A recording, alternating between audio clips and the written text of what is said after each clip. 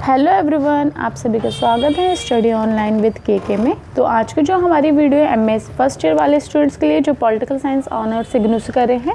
आज हमारी बुक का नाम है भारत लोकतंत्र और विकास। ये आपके डीयू में भी है ये सेम बुक, और ये आपके इग्नू में बैचलर डिग्री जो कर रहे हैं, बीए जो कर रहे हैं, उनके में भी हैं। तो ये सारे स्टूडेंट इस वीडियो को देख सकते हैं। और इसमें आपको इंपॉर्टेंट क्वेश्चंस कराने वाली हूँ, तो आपके चैप्टर और क्वेश्चन दोनों कवर हो जाएंगे। तो आज का जो हमारा फर्स्ट क्वेश्चन है वह है लोकतंत्र में मीडिया की भूमिका, या फिर आपका संचार लिखा हुआ आ सकता है कि संचार की भूमिका या मीडिया की भूमिका। और ये इंपॉर्टेंट क्वेश्चन और चैप्टर दोनों हैं, क्योंकि इसमें से क्वेश्चन हमेशा पूछा जाता है कि लोकतंत्र में मीडिया की क्या भूमिका रही है और किस प्रकार से वो प्रभाव डालती है। तो आपका क्वेश्चन किसी भी तरीके से इसमें पूछा जा सकता है। और देखिए स्टूडेंट, इसमें जो PDF ये जो चल रही है ये थोड़ी डिफरेंट आपको लग सकती है, क्योंकि मैं इसमें आपको शॉर्ट में समझाऊंगी। तो आप उसको पॉज करके PDF को पढ़ लेना जो नोट्स इसमें चल रहे हैं। बाकी मैं आपको शॉर्ट में इसका आंसर समझा देती हूँ, नहीं तो वीडियो बहुत ज़्यादा लेंथी हो जाती है और सारे जो क्वेश्चंस है वो कवर नहीं हो पाएंगे आपके एग्ज़ाम तक, इसलिए। तो चलिए आज की वीडियो को स्टार्ट करते हैं। अगर आपको अच्छी लगे तो लाइक शेयर सब्सक्राइब ज़रूर कीजिए। देखिए, आप सभी को पता होगा कि मीडिया संचार क्या होता है। जो हम सब देखते हैं टीवी में, जो न्यूज़ देखते हैं, फिर हम जो भी क्या कहते हैं पत्रिका होती है, फिर न्यूज़पेपर होता है, उन सब के माध्यम से। तो देखिए, इससे क्या होता है कि जब हम टीवी देखते हैं, हम जब न्यूज़ चैनल देखते हैं, तो आपको क्या पता चलता है कि जो भी आपकी राजनीतिक में हो रहा है, जो भी आपके देश में राजनीतिक में हो रहा है, आप उससे अवगत हो सकते हैं। उससे आपको पता चलता है हाँ कि क्या हो रहा है आजकल में, है ना। तो इससे क्या होता है कि जो सरकार की जो भी नीतियाँ बनती हैं, जो भी गतिविधियाँ होती हैं, जो भी सरकार कार्य करती है, वो हमको मीडिया के माध्यम से पता चलती है, संचार के माध्यम से पता चलता है। तो इससे क्या होता है कि जनता जो है वो जागरूक भी होती है और जनता को पता चलता है कि सरकार क्या कर रही है हमारे लिए, या फिर सरकार सही कर रही है, गलत कर रही है। अगर आप खुद ही सोचिए, अगर मीडिया ना होता तो कैसे पता चलता कि सरकार क्या कर रही है, या फिर जनता कैसे अवगत होती सरकार की गतिविधियों से, या फिर जो भी वो बनाते हैं कानून संशोधन जो भी वो करते हैं उससे कैसे पता चलता। तो इसलिए जो मीडिया है इसकी बहुत ज़्यादा इम्पॉर्टेंट है हमारे देश में और विश्व में। क्योंकि आप सभी को एक और चीज़ पता होगा कि विश्व में दूर दराज जो भी चीज़ें होती हैं, जैसे कि दूर देश में क्या राजनीतिक में क्या चल रहा है, या फिर वहाँ पे क्या आंदोलन हुए हैं, तो वो भी हमको मीडिया के माध्यम से ही पता चलते हैं। जो हम न्यूज़ देखते हैं, टीवी देखते हैं, या फिर जो हमारा न्यूज़पेपर होता है, उन सबसे हमें पता चलता है। तो इसमें क्या होता है कि जो भाईचारा होता है, जो स्वतंत्रता समानता होती है, ये सब चीज़ों से हम अवगत होते हैं और हमको पता चलते हैं इनके ऊपर अलग अलग विचार कि हाँ उस देश में कैसे इसके ऊपर बातें चल रही हैं। तो इसी तरीके से इसके अंदर जो लोकतंत्र में जो मीडिया की भूमिका है वो बता रखी है आगे। और देखिए, जो लोकतंत्र है वो मीडिया से और ज़्यादा मजबूत होता है। जो मीडिया की भूमिका होती है उससे और ज़्यादा मजबूत इसलिए होते हैं क्योंकि जनता फिर उसमें अपना पार्टिसिपेट कर सकती है। फिर जनता को पता रहता है कि सरकार ने क्या नीतियाँ बनाई है, वो हमारे लिए सही है नहीं है, तो वो उस पर आंदोलन कर सकती है, उस पर बातचीत कर सकती है। तो इससे ये पता चल, फिर इससे क्या होता है कि जो लोकतंत्र की भूमिका है और ज़्यादा मजबूत होती है। जो लोकतंत्र है मजबूत होता है किससे? मीडिया की भूमिका से। और जो मीडिया होती है वो क्या करती है कि जो भी जनता की आवश्यकता होती है वो सरकार तक बताती है कि जनता को ये चीज़ें चाहिए तो आपको ये करना चाहिए। और जो भी सरकार जो भी नीतियाँ बनाती है वो जनता तक पहुंचाती है। और देखिए, जो प्रेस है उसको जब तक हम मजबूत या फिर अधिक वो नहीं दे सकते, स्वतंत्रता तब तक नहीं मिलती जब तक उसको पूर्ण रूप से कोई स्वतंत्रता प्राप्त ना हो। जिसकी जो मीडिया है वो भी अपनी भूमिका तभी अदा करेगा अच्छी जब उसको पूर्ण रूप से स्वतंत्रता होगी, किसी भी तरीके से उस पर रोक टोक नहीं होगी। क्योंकि आप सभी को पता होगा बहुत से ऐसे देश हैं जो अपनी मीडिया को गुप्त रखते हैं, मतलब कि जो प्रेस है उसको पूर्ण रूप से स्वतंत्रता नहीं देते कि वो सारी चीज़ें हमारे देश की बताएं किसी भी और देश को या फिर जनता को। ऐसे बहुत से देश हैं। तो परंतु जो हमारा देश है भारत, उसमें आपने देखा होगा कि एक छोटी से छोटी जो भी बात होती है वो जनता को पता चलती है और बाहर भी चल जाती है। तो हमारे यहाँ जो प्रेस को स्वतंत्रता है वो पूर्ण रूप से प्राप्त है, परंतु बहुत देश में ऐसा नहीं होता है। देखिए, आप सभी को पता होगा कि जनतंत्र या फिर लोकतंत्र में जो होती है, जो जनता होती है वही शासन करती है, वही प्रमुख होती है, परंतु उसकी आवाज़ कैसे पहुँचे सब तक, तो वो जो आपका वो होती है मीडिया होती है जो, उसकी भूमिका सबसे ज़्यादा इम्पॉर्टेंट होती है, क्योंकि वही सबकी आवाज़, जो जनता की आवाज़ है वो सब तक पहुंचाती है और बताती है कि क्या प्रॉब्लम है जनता के अंदर, मतलब कि उन लोगों को किस प्रॉब्लम का फेस करना पड़ रहा है। तो फिर जो सरकार है फिर उसको सॉल्यूशन करती है, फिर उसको सॉल्व करती है।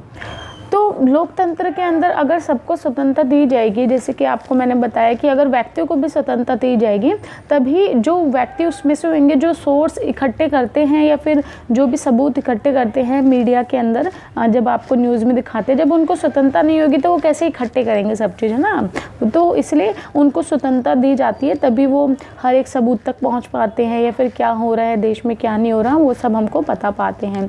तो इसमें मैंने आपको ये शॉर्ट में बता दिया आपको कि लोकतंत्र में इसकी क्या भूमिका है। आप इसको और भी ज़्यादा बना के लिख सकते हैं, क्योंकि बहुत सारी चीज़ें आप एग्जाम्पल के साथ समझा सकते हैं और आप बता सकते हैं कि न्यायपालिका जो होती है, विधायिका जो होती है, इसमें भी महत्वपूर्ण योगदान देती है भूमिका, मीडिया आप बहुत ज़्यादा महत्वपूर्ण वो देती है, भूमिका अदा करती हैं। और आप ये भी इसमें बता सकते हैं कि हमारा जो चौथा पिलर है वो मीडिया का ही है। आप सभी को पता होगा कि संचार जो होता है या फिर मीडिया जो होती है उसको संविधान का चौथा पिलर माना जाता है, चौथा स्तंभ माना जाता है, क्योंकि ये जो है मीडिया जो होती है, प्रेस जो होती है, बहुत ज़्यादा इंपॉर्टेंट होती है हर देश के लिए।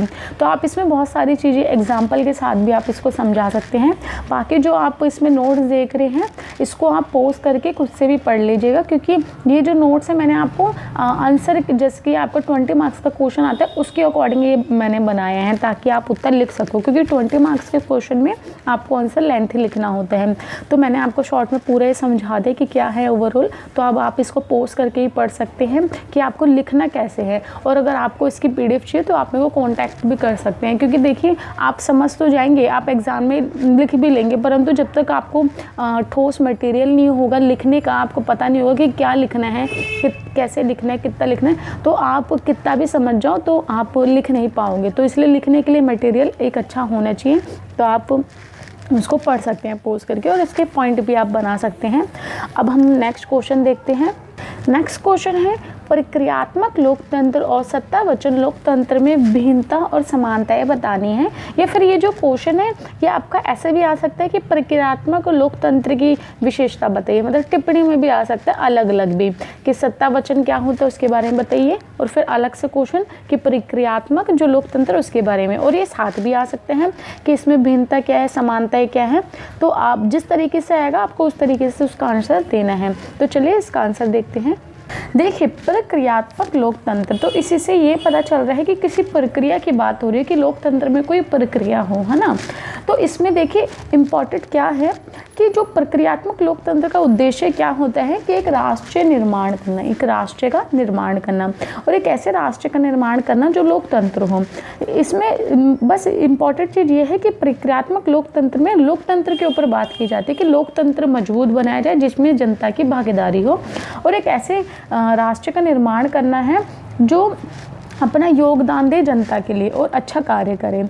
और इस प्रक्रियात्मक लोकतंत्र में क्या होता है कि जो मताधिकार होता है, जो वोट देने का अधिकार होता है, ये सब इम्पॉर्टेंट इसमें रखा जाता है कि मत देने का अधिकार हो, चुनाव हो समय समय पर, और जो राष्ट्र निर्माण है इसमें ये सब चीज़ें मदद करते हैं। मतलब कि जो आपका चुनाव हो गया और जो मताधिकार होता है ये राष्ट्र निर्माण की एक प्रक्रिया ही है, कि इसी से एक राष्ट्र का निर्माण होता है। और इसमें क्या चीज़ें देखा जाता है कि देखिए जो प्रक्रियात्मक लोकतंत्र है इसके अंदर ये विचारधारा किसकी रही है, जो आधुनिक जो वो होते हैं ना विचारक, उनकी ये विचारधारा रही है। वो कहते हैं कि प्रक्रियात्मक जो लोकतंत्र होता है वो आपका इसको आधुनिक सिद्धांत भी माना जा सकता है, कि आधुनिकरण का जो सिद्धांत है वो हम इसको बोल सकते हैं प्रक्रियात्मक। क्योंकि आधुनिकरण सिद्धांत में क्या होते हैं कि लोकतंत्र को मजबूत बनाने की बात होती है, और इसमें आधुनिकरण से गुजरने की बात होती है कि आधुनिक रूप में जो चल रहा है आजकल उस तरीके से। और इसमें एक चीज़ ये भी देखी जाती है कि इसमें लास्ट जो अंतिम वो होता है ना कि प्रक्रियात्मक लोकतंत्र के लास्ट लिमिटेशन क्या है, वो यही है कि एक लोकतंत्र बना रहे और वो स्थिर रहे, कि कभी भी लोकतंत्र जो है वो ख़त्म ना हो, लोकतंत्र अच्छे से बना रहे और जनता उसमें अपना पार्टिसिपेट करती रहे। और इसमें 3-4 चीज़ें ये भी बताई गई कि जिसके सामाजिक आर्थिक आधुनिकीकरण या फिर जो शहरीकरण, जनसंचार और जो आपका शिक्षा है, ये सब चीज़ें इसमें बनी रहे, मतलब कि इन सब चीज़ों का इसमें विकास होता रहे। और जो प्रक्रियात्मक लोकतंत्र है इसके अंदर जो जाति, धर्म, इन सब के ऊपर जो बंटवारा होता है इसको ख़त्म करने की बात की जाती है। मतलब कि अगर आपको लोकतंत्र को मजबूत करना है तो जाति, धर्म और ये जो बंटवारे होते हैं इन सबको ख़त्म करने से ही लोकतंत्र मजबूत होगा। तो ये प्रक्रियात्मक लोकतंत्र में कहा जाता है। फिर इसमें बताया जा रहा है इसकी कुछ खामियां कि जो प्रक्रियात्मक लोकतंत्र है इसमें जो लोकतंत्र है उसको एक सीमित रूप से देखा जाता है। सीमित रूप से कैसे? जिसकी चुनावी लोकतंत्र अब अल्पतम लोकतंत्र, स्वतंत्र व निष्पक्ष चुनाव, सार्वभौमिक वयस्क मताधिकार, राजनीतिक दल, दाब समूह, संविधान की उपलब्धियां लोकतंत्र के लिए पर्याप्त शर्त नहीं है, हालांकि ये आवश्यक है। तो इसमें क्या होता है कि जो प्रक्रियात्मक लोकतंत्र है उसमें ये सब चीज़ें इंपॉर्टेंट नहीं है कि ये हो या ना हो, जैसे कि आपका चुनाव हो या फिर ना हो। जो अल्प वाला चुनाव होता है, अल्पतम जो चुनाव होता है वो इम्पॉर्टेंट नहीं है।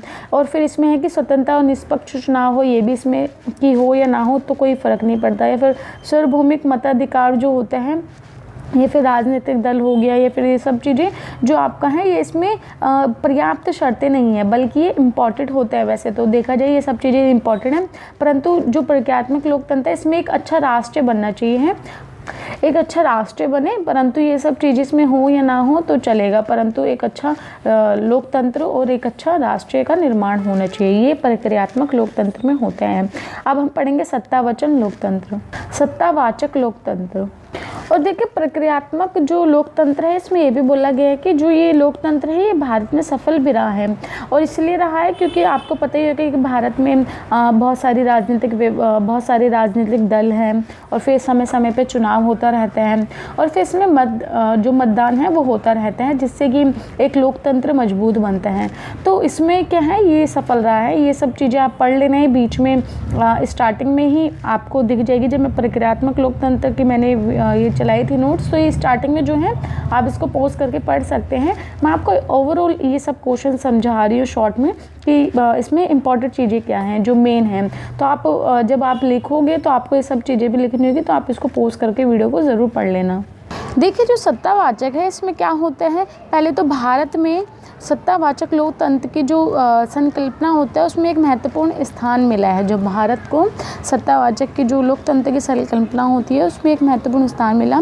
और देखिए जो सत्तावाचक लोकतंत्र है इसमें इंपॉर्टेंट चीज़ें क्या होती हैं कि जैसे कि आपका धर्मनिरपेक्षता, जो कल्याणकारवाद होता है वो होता है, विकास करना, और राज्य की भूमिका कि मतलब कि राज्य की अच्छे से भूमिका अपना राज्य निभा पाए हर एक राज्य, और विकास अच्छे से हो, धर्मनिरपेक्षता हो, है ना, भेदभाव ना हो। तो ये सत्तावाचक जो है इसमें होता है। और देखिए एक सभ्य समाज हो, एक सभ्य समाज जो सत्तावाचक है लोकतंत्र के महत्वपूर्ण वो रहा है कि एक अच्छा समाज जो होगा, सभ्य समाज होगा, वो सत्तावाचक लोकतंत्र के अंदर आता है।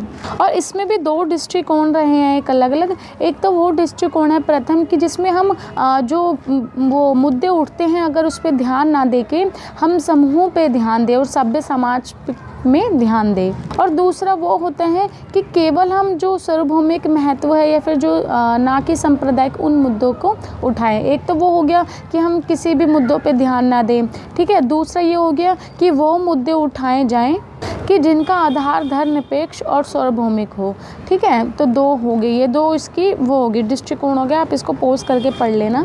और फिर नेक्स्ट ये बता रहे हैं कि जो रजनी कोठारी है वो इसमें ये बताती है कि स्वतंत्रता के प्राप्ति के बाद से हमारा जो देश था उसमें लोकतंत्र अच्छे रूप से चला, और जो भारत के अंदर जो राज्य हैं उन्होंने भी बहुत अच्छी अपनी भूमिका निभाई। परंतु जब से ये योजना बनी और कल्याणकारी योजना तथा विकास कार्यक्रम चला तो अच्छे से चला है तब तो कि है ना। देखो जब कार्यपालिका नहीं थी तो स्टार्टिंग में क्या हुआ था कि सारे राज्य अपनी अच्छे से भूमिका निभा रहे थे, किसी के ऊपर कोई प्रेशर नहीं था, सब अपना राज्य का काम अच्छे से कर रहे थे। तो कल्याणकारी जो योजना है और जो विकास है वो अच्छे से चल रहा है। परंतु फिर बाद में क्या हुआ कि 1970 के बाद क्या हुआ कि जो 1970 के पास जो आपात स्थिति होती है, फिर आपातकालीन की जो स्थिति होती है, वो घोषणा के बाद क्या हुआ कि जो कार्यपालिका होती है उसने सारी सत्ता अपने हाथ में ले लिया। आप सभी को पता होगा जब आपातकाल की स्थिति लागू होती है तो फिर क्या होता है कि जो कार्यपालिका होती है, जो सरकार होती है, वो अपने हाथ में सारी शक्तियाँ ले लेती है ना। तो ये वैसे ही हुआ। तो ये बता रहे हैं कि उससे क्या होता है कि हर एक राज्य की हानि होती है, मतलब कि राज्य की जो हित होते हैं उन्हों की हानियाँ होने लग जाती हैं। और ये गुप्त तरीके से भी जो कार्यपालिका है, ये जो अलग अलग राज्य होते हैं उन्हों को क्षति पहुंचाने लग जाती है। और लोकप्रिय के जैसे कि लोकप्रिय होती हैं वो जो कार्यपालिका, उसके आधार पर वो बाकी लोगों के मतलब कि लोकतंत्र के खिलाफ भी काम करने लग जाती है और वो दिखाते हैं कि नहीं हम सब अच्छा कार्य कर रहे हैं। तो ये रजनी कोठारी ने बोला था।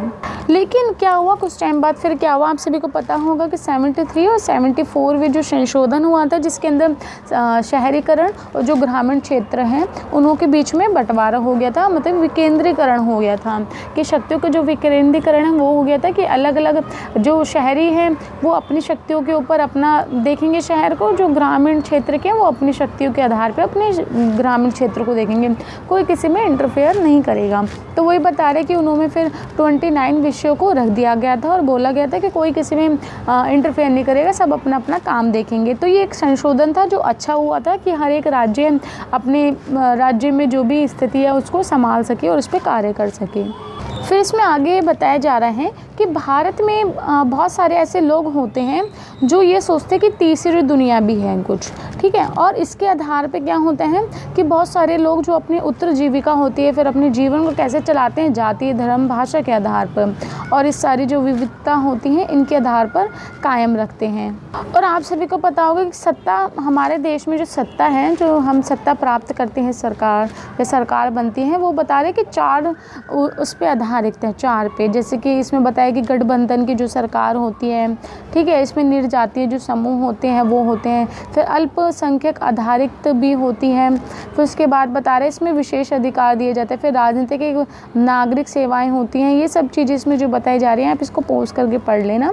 फिर इसमें बताया जा रहा है कि इसी प्रकार से हम देख सकते हैं कि लोकतंत्र ने सत्ता बाँट प्रणाली अपनाई है, जो आपके नीदरलैंड हो गया, स्विट्ज़रलैंड हो गया, यहाँ से ली गई है, क्योंकि यहाँ पे भी सेम यही प्रणाली है और भारत में भी यही प्रणाली है, तो हमने वहीं से ली है।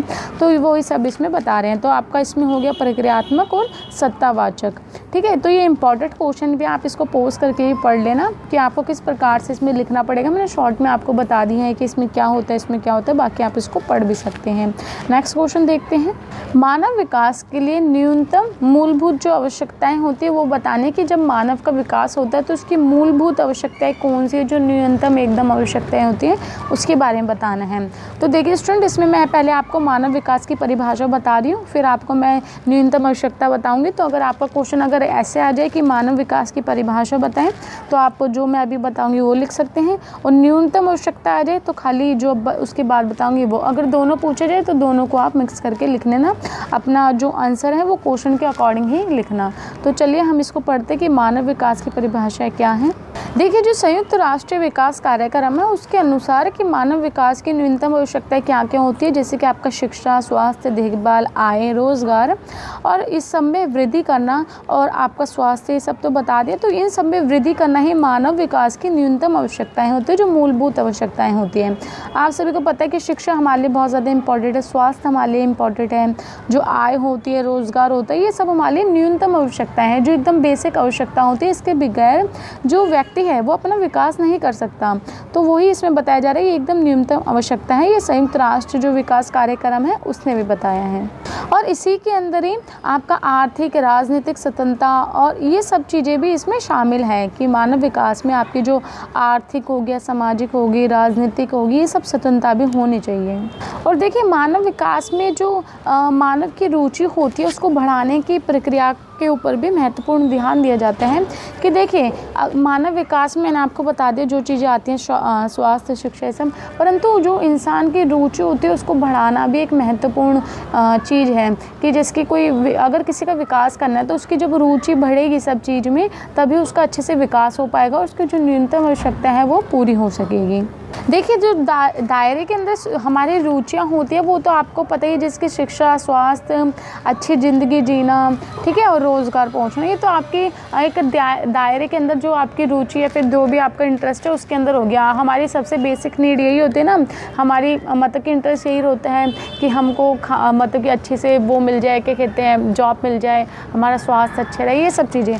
परंतु जो इससे बाहर जो अपनी रुचि बढ़ाने की बात इसमें की जा रही है वो ये है कि जैसे कि आपको राजनीतिक स्वतंत्रता मिलनी चाहिए, आपको मानव अधिकार मिलने चाहिए, ठीक है, और आपको मतलब कि सबके साथ किसी भी तरीके से भेदभाव नहीं होना चाहिए, समानता मिलनी चाहिए। तो ये है आपकी रुचि को बढ़ाना, इन सब के ऊपर इस पर बात की जा रही है। और देखिए इसी रिपोर्ट के अंदर ये बताया जा रहा है कि एक विकास का भी लक्ष्य होता है कि मानव का अगर विकास करना है तो उस विकास का लक्ष्य ये होना चाहिए कि जो भी जनता है उसको एक तो लाभ पहुंचना चाहिए, ठीक है, एक पर्यावरण के जो पर्यावरण होता है वो हमारा अच्छा होना चाहिए, तभी तो इंसान अपना कार्य सही से कर पाएगा। अगर पर्यावरण सही नहीं है हमारा तो हम अच्छे से अपना कुछ कार्य नहीं कर पाएंगे। फिर है कि जो हमारी क्षमता होती है उसमें विकास करें, कि हमारी जो भी क्षमता है उसमें भी और ज़्यादा विकास हो, कि जैसे कि पहले हम कुछ थोड़ा सा काम कर पा रहे हैं तो उसमें और हमारी क्षमता में विकास हो, ताकि हम और ज़्यादा काम कर पाएँ, जिससे कि हम अपने जीवन को अच्छे से बिता पाएँ। और मानव को उसके मतलब कि अच्छे अवसर प्राप्त हो, कि अगर आपको किसी का अच्छा जीवन देना है किसी को तो उसको अच्छे अवसर भी दो, तभी तो वो इंसान अपना कार्य कर सकेगा, अपना विकास कर सकेगा। तो एक अच्छे अवसर मिलने चाहिए। और विकास के अंदर जो हमारा स्वास्थ्य होता है और ज्ञान होता है, इन सब की जो क्षमता होती है इसमें भी वृद्धि करनी चाहिए। तो इसमें ओवरऑल यही है कि हर एक जो क्षमता होती है उन सब में विकास होना चाहिए, चाहे वो स्वास्थ्य से लेके हो, शिक्षा से लेके हो, ज्ञान से लेके हो। हमारी जो क्षमता है उसमें पहले तो विकास हो, और जो हमारी स्वतंत्रता, समानता और ये सब जो अधिकार है इसमें विकास हो, और जो मानव की न्यूनतम आवश्यकता होती है इन सबको देना बहुत ज़्यादा इम्पोर्टेंट, तभी एक जो मानव है उसका विकास हो सकेगा। अगर हमको बोलना है कि एक मानव का विकास करना है तो सारी चीज़ें उसमें इंक्लूड होती हैं, हम एक पहलू को रख के उसका विकास के बारे में नहीं सोच सकते। और मानव को ना स्वतंत्रता भी पूर्ण रूप से मिलनी चाहिए। अब देखो, समझ लो आपके पास स्वतंत्रता नहीं है तो आप अपनी रुचियों में कैसे काम कर सकेंगे। समझ लो आपको किसी चीज़ में रुचि है परंतु आपको स्वतंत्रता ही नहीं है। अगर हम किसी को प्रेस की स्वतंत्रता ना दें, बोलने की आज़ादी ना दें या स्वतंत्रता ना दें, तो क्या होगा कि उस इंसान के अगर बोलने में इंटरेस्ट है, रुचि है, उसको अच्छा बोलने में, अच्छा समझाने में, और उसको स्वतंत्रता ही नहीं है तो फिर वो उस रुचि का क्या करेगा।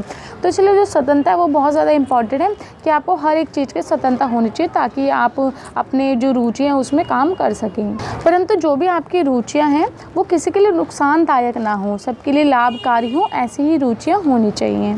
और देखिए, मानव विकास सही ढंग से हो रहा है नहीं हो रहा है ये कैसे पता चलेगा। तो इसके लिए हमको एक रिपोर्ट तैयार करनी पड़ेगी, ताकि मानव का अच्छे से विकास हो रहा है नहीं हो रहा है उसके लिए एक सूचकांक, जो आंकड़े होते हैं, डाटा होते हैं, वो तैयार करने पड़ेंगे, जिससे कि हमें पता चलेगा हाँ मानव विकास सही से हो रहा है। अब हम पढ़ेंगे न्यूनतम आवश्यकताएं क्या होती हैं उसके बारे में। आप देखिए, न्यूनतम आवश्यकताएं भी सेम इसी से रिलेटेड है, मानव विकास से। जैसे कि आपको न्यूनतम आवश्यकता में 6 चीज़ें रखी गई हैं: स्वास्थ्य, शिक्षा, भोजन, जल आपूर्ति और स्वच्छता, और ये गृह निर्माण। ये सब जो विषय हैं ये आपकी न्यूनतम आवश्यकता में आते हैं, क्योंकि अगर इनमें से एक भी चीज़ नहीं होगी तो आप अपना जीवन ही नहीं बिता पाएंगे। तो वो सब चीज़ें इसमें बताई जा रही हैं। अब जो मैंने आपको ये सब चीज़ें बताई है, शिक्षा, स्वास्थ्य, भोजन, ये सब एक वस्तु और सेवा पे केंद्रित है। ये किसी जन समुदाय की जो आवश्यकता होती है उससे, परंतु ये मानव प्रमुखता के मुद्दे नहीं है। जिसकी मानव की जो मानव प्रमुखता होती है उसको इम्पोर्टेंस नहीं है इसमें जो वस्तु और सेवाएं हैं उसकी बात की जा रही है। फिर इसमें आगे बताया जा रहे हैं कि देखिए, अब इसमें 2 क्वेश्चन पूछे जा रहे हैं कि जैसे कि हम कोई भी हमारी मूलभूत आवश्यकता है उसका निर्धारण कौन करेगा, ठीक है। और फिर है कि जो मूलभूत आवश्यकताएं होती हैं वो व्यक्तिपरक है या फिर वस्तुपरक है, ये कौन बताएगा, ठीक है। क्योंकि देखिए, एक तो व्यक्तिपरक होती है, एक वस्तुपरक होती है। मैंने आपको जो अभी बताया शिक्षा, भोजन, स्वास्थ्य, ये आपका वस्तुपरक इसमें बताई जा रही है। और व्यक्तिपरक होते हैं जो व्यक्ति के मुद्दे होते हैं, जो इम्पोर्टेंस होते हैं वो सब। तो ये बता रहे हैं कि ये सब चीज़ें कौन बताएगा हमें। फिर ये बोल रहे हैं कि अगर कोई भी हम निर्णय ले रहे हैं, अगर उसमें कोई भी भेदभाव उत्पन्न हो जाता है, किसी परिस्थिति में भेदभाव उत्पन्न हो जाता है, तो उसका निर्णय कौन करेगा, मतलब उसको सॉल्व कौन करेगा।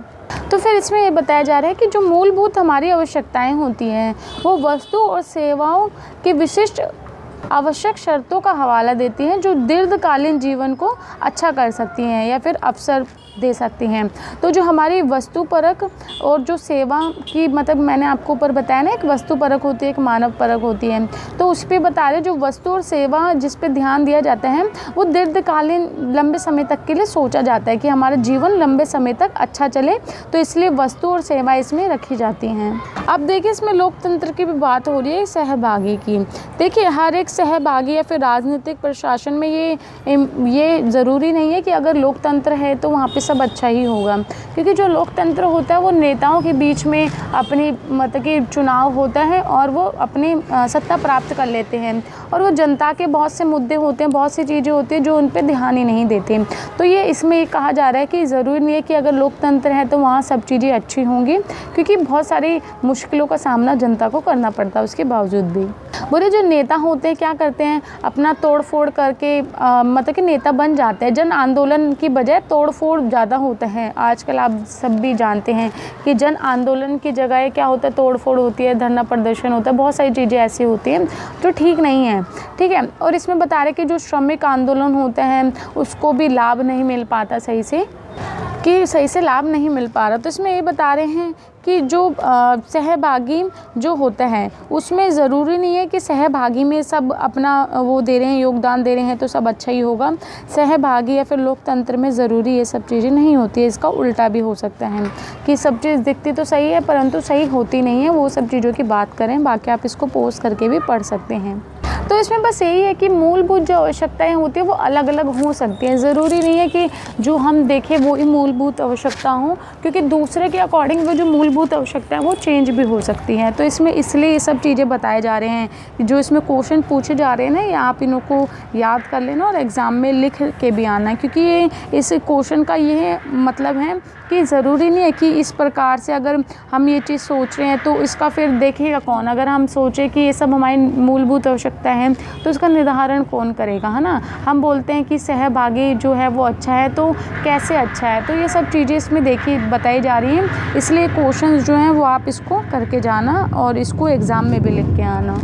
तो देखिए इसमें यही है कि बहुत सारे विचारक हैं इसकी आलोचना करते हैं। जो स्टार्टिंग में मैंने मूलभूत आवश्यकताएं आपको बताई हैं जैसे कि स्वास्थ्य, शिक्षा, ये सब चीज़ें, तो इसमें आगे चल के जो विचारक हैं वो इसकी आलोचना करते हैं, क्योंकि वो बोलते हैं कि जो मानव विकास है या फिर मानव की जो मूलभूत आवश्यकता है उसको हम एक छोटी सी चीज़ों में नहीं आंक सकते, वो एक बहुत बड़ी चीज़ है।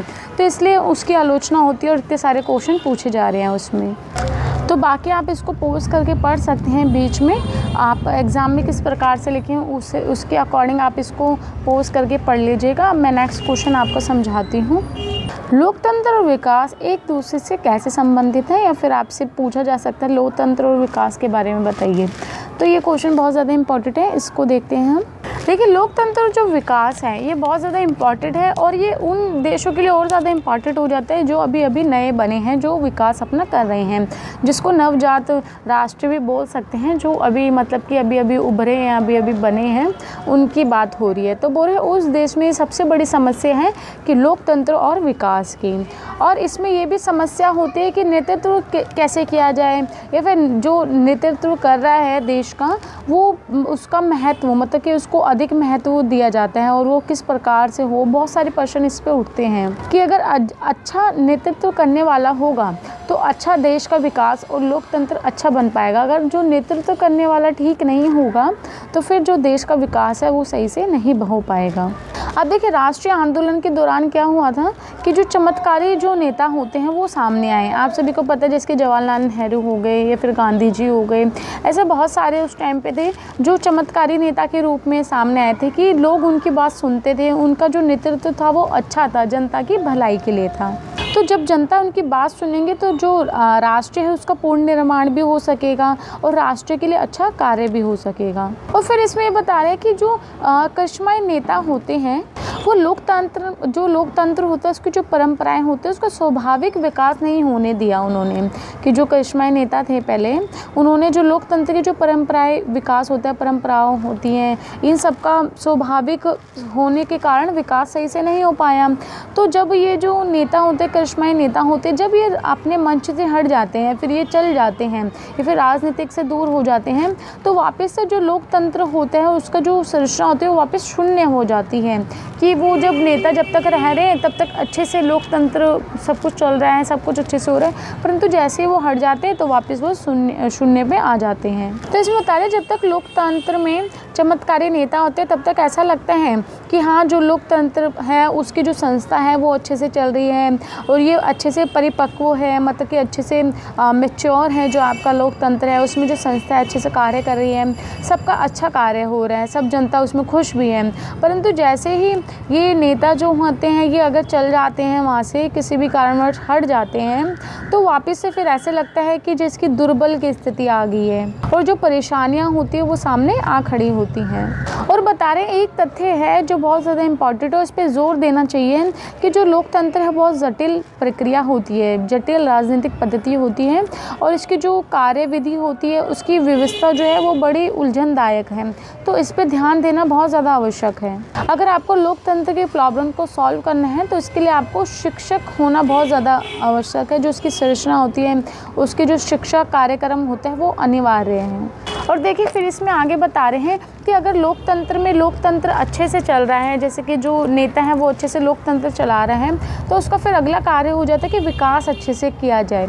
जैसे कि वो आर्थिक जो नीतियाँ होती हैं वो अच्छे से करें और जो लोगों की आर्थिक लक्ष्य की पूर्ति अच्छे से हो सके, जिससे कि जो आर्थिक आवश्यकताएँ हैं वो पूरी हो। अगर जब आर्थिक आवश्यकताएँ पूरी होंगी तभी किसी भी देश का जो विकास है वो अच्छे से हो पाएगा और सभी को अच्छे से अवसर प्राप्त हों, जिससे कि वो अपनी मतलब कि अपने पहुंच तक पहुंच सके, कि उनकी जो भी इच्छाएं हैं वहां तक वो पहुंच सके जब अवसर अच्छे से प्राप्त होंगे तो। और देखिए फिर इसमें आगे बताया जा रहा है कि लोकतंत्र और सरकार में जो आपकी सरकार है और जो जनता है उन दोनों के बीच केवल यही संबंध नहीं होना चाहिए कि हाँ ये सरकार है 5 साल तक रहेगी फिर हट जाएगी, और इन दोनों के बीच जनता और जो आपकी सरकार है इन दोनों के बीच अच्छा संबंध होना चाहिए कि जो सरकार है वो अच्छे से विकास करे और जो जनता उससे अच्छे से संपर्क करे और लोगों का अच्छे से विकास हो सके, अच्छे से भूमिका निभा सके। और उसमें जनता को भी अच्छी भूमिका निभानी होगी कि सरकार का साथ दें और सरकार जो बोल रही है उसको समझे, जो उसमें गलत है वो उसको बताए। तो ये सब चीज़ें अगर दोनों बैलेंस सही से चलेंगे तभी देश का अच्छे से विकास हो पाएगा। और केवल जो जनता है वो वोट डालने के उसका कार्य ख़त्म नहीं हो जाता कि हमने वोट डाल दे तो हमारा कार्य ख़त्म हो गया, अब सरकार करेगी, ऐसा नहीं है। आपको देखना होगा समय समय पे कि जो सरकार है वो धोखा तो नहीं दे रही है, आपकी जो अधिकार है उसका कुछ हनन तो नहीं हुआ, ये सब चीज़ें आपको देखनी पड़ेगी।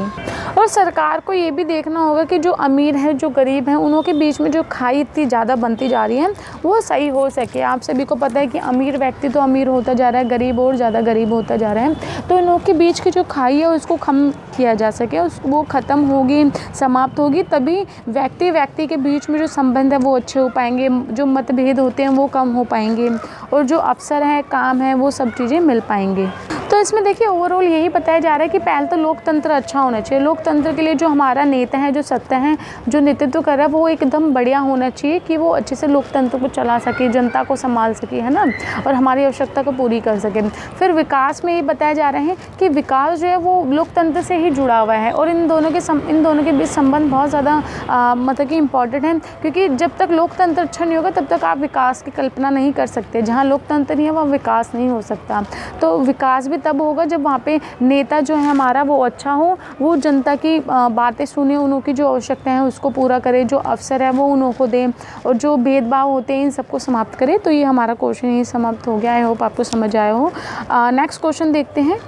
तो देखिए स्टूडेंट, मैं आपको नेक्स्ट क्वेश्चन दिखाती हूँ और वीडियो ज़्यादा लेंथी हो रही है, इसलिए मैं अब आपको आगे समझा नहीं रही हूँ। बाकी आपको क्वेश्चन बता देती हूँ जो इम्पोर्टेंट है, आप इसको नोट डाउन कर लेना और जैसे भी मेरे को टाइम मिलेगा मैं आपको क्वेश्चन समझा दूँगी। क्योंकि देखिए टाइम की बहुत ज़्यादा शॉर्टेज है, क्योंकि बहुत सारे काम होते हैं जो डेली रूटीन में रहते हैं, तो मैं वीडियो नहीं बना पा रही हूँ कुछ दिनों से। तो मैं आपको क्वेश्चन बता देती हूँ ताकि अगर मैं वीडियो ना बना पाऊँ ये कुछ दिनों में, तो आप ये क्वेश्चन तैयार कर लो अपने, क्योंकि इम्पॉर्टेंट है। देखिए भारत के राष्ट्रीय राज्य के लिए नेतृत्व निर्जातियों की मुख्य चुनौतियाँ क्या हैं, इसमें बताने हैं वो कि जो निर्जातियाँ होती हैं, जो अल्पसंख्यक लोग होते हैं, निर्जातियाँ होते हैं, उनकी चुनौतियाँ क्या हैं, उन के बारे में बताना है। फिर निर्जातियाँ क्या होते हैं, इस प्रकार से भी आपका क्वेश्चन पूछा जाता है और ये बहुत ज़्यादा इंपॉर्टेंट है। निर्जातियाँ करके आपके किसी भी तरीके से क्वेश्चन पूछ लिया जाता है, तो आप ये पढ़ के चल जाना। नेक्स्ट क्वेश्चन है जो प्रवासी होते हैं उनके लक्षण बताने हैं, फिर विशेषता बतानी है कि जो प्रवासी होते हैं ना, जो एक जगह से दूसरी जगह चल जाते हैं, उनके बारे में बताने हैं कि उनके क्या लक्षण होते हैं, वो क्यों चले जाते हैं, ये सब चीज़ें इसमें बतानी है। तो ये क्वेश्चन भी आपके लिए इम्पॉर्टेंट है। नेक्स्ट क्वेश्चन मैं आपको बताती हूँ, भारतीय राज्य की विकास नीति को सामाजिक असमानता किस प्रकार से प्रभावित करती है, कि जो राज्य की विकास नीतियाँ होती हैं वो सामाजिक असमानता होती है उसको कैसे प्रभावित करती हैं, उसके बारे में बताना है। तो जो सामाजिक असमानता होते हैं उसके बारे में भी आप पढ़ लेना कि सामाजिक असमानताएँ क्या हैं और जो भारत की राज्य की विकास नीति होती है उसको कैसे प्रभावित करती हैं, सब आप पढ़ लेना। और एक और क्वेश्चन है जो मैं आपको बताती हूँ, जिसके हित समूह राजनीतिक दल कैसे भिन्न है। जो हित समूह होते हैं, जो राजनीतिक दल होते हैं, वो एक दूसरे से कैसे भिन्न है। या फिर क्वेश्चन इस पर ये भी आता है कि हित समूह और दाब समूह में अंतर बताइए, या फिर उनों के बारे में अलग अलग भी पूछ लिया जाता है। तो ये कुछ इंपॉर्टेंट क्वेश्चन है जो मैं आपको बता रही हूँ, जो आपके एग्ज़ाम में आते हैं। और एक आता है कांग्रेस कराची संकलन कुछ करके है, कांग्रेस कराची संकलन, ये आपको फर्स्ट चैप्टर में ही मिल जाएगा। तो ये सब क्वेश्चन आप ज़रूर से करके चल जाना, ये आपके लिए बहुत ज़्यादा इंपॉर्टेंट है। बाकी अगर मेरे को जैसे भी टाइम मिलता है मैं आपके लिए वीडियो बना दूंगी, आपको एक्सप्लेन कर दूंगी। नहीं तो आप अपने जो भी आपके पास स्टडी मटेरियल है आप उसमें से भी पढ़ सकते हैं ये क्वेश्चन, और इन सबको पढ़ना आपके लिए इम्पॉर्टेंट भी है। और अच्छे से याद करना और ज़्यादा से ज़्यादा इसको लिख के भी प्रैक्टिस करना है। इसके पॉइंट अगर मिले तो पॉइंट